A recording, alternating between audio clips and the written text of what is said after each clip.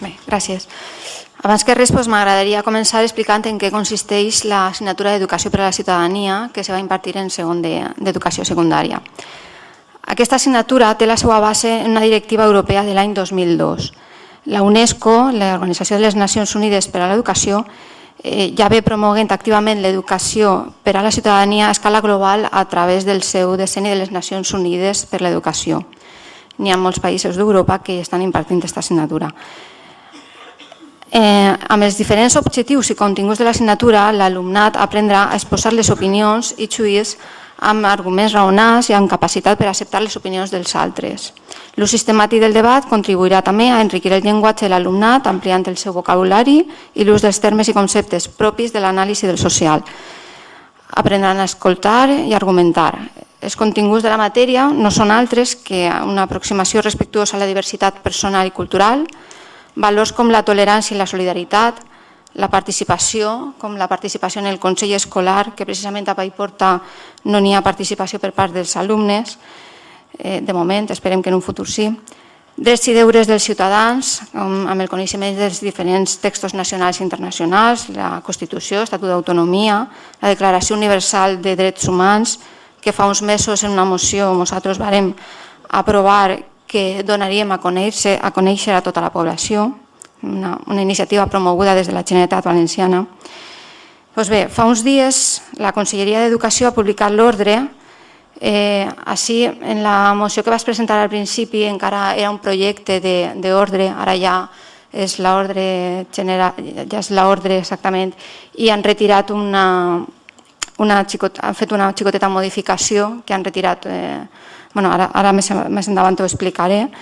Fa uns dies la Conselleria d'Educació ha publicat l'ordre i que diu que ha de donar els professors, diu com ha de donar els professors l'assignatura. Hi haurà dues opcions. En la primera, el professor desenvoluparà els continguts del currículum de la matèria i en l'opció B, els alumnes faran un treball trimestral dels continguts però triat per les seues famílies, llevant d'aquesta manera la llibertat de càtedra dels professors i creant un greu precedent que podria ser aplicable en un futur a altres matèries com filosofia, història, ciències naturals i qui sap si podria pregar a llevar-se dels temaris de matemàtiques la geometria euclidiana.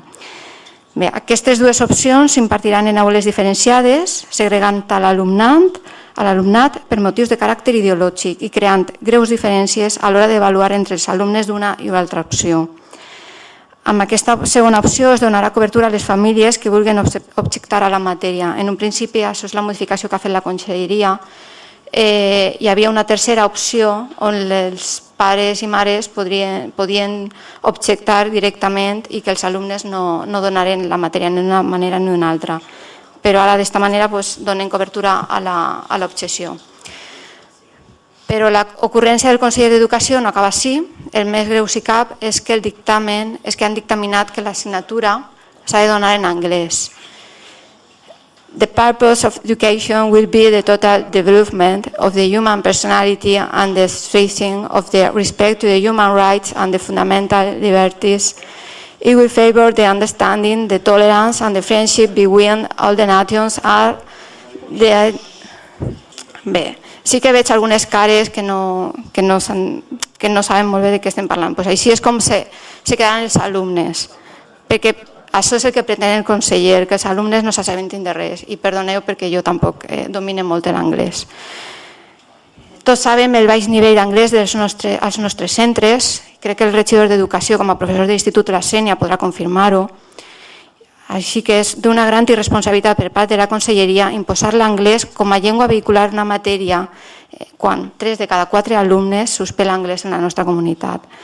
No n'hi ha personal docent per a fer front a aquesta ocurrència. Dels 600 professors interins de filosofia, geografia i història de la comunitat, només 20 tenen el nivell adequat per impartir ciutadania en anglès i es necessiten docents per a 465 centres. Què van a fer? Van a obligar al professorat a impartir la matèria en una llengua que no és la que utilitza habitualment, que no és la llengua que li va permetre accedir a la plaça que tenen ocupada. Bé, pensem que tot això comportarà només que problemes legals. I del tema dels diners, millor no parlar, perquè per fer front a aquesta botxeria s'hauran de destinar 3 milions d'euros, uns diners que en educació són molt més necessaris per a altres coses, com molt bé sabem els paiportins i paiportines. Millora d'instal·lacions, educadors especials, psicòlegs, ordinadors, tots sabem les necessitats que tenim. Els professors, els directors i la gran majoria de la comunitat educativa s'ha manifestat en contra d'aquesta ordre. També els professors del nostre institut, la Sénia, estan arreplegant firmes per oposar-se a aquesta ordre i crec que porten ja més de 3 fulls. Així que pel bé dels alumnes valencians i pel bé dels alumnes del nostre municipi demano el vot favorable per a aquesta moció. Sí. Bé, estic totalment d'acord amb tu, Isabel. L'anglès s'ha de fomentar més, s'ha de donar en les escoles, però no se pot impartir en segon de l'ESO. S'ha de començar en primària, no en segon de l'ESO. I més si no n'hi ha personal per a donar a l'assignatura en anglès i no n'hi ha material didàctic. Les llibreries, les editorials no s'atreveixen a treure llibres en anglès, estan esperant i el curs comença ja en setembre. O sigui, què van a fer els alumnes quan arriben a classe, els professors, què van a fer? Van a donar-lo en anglès, en castellà, en valencià? No van a donar res?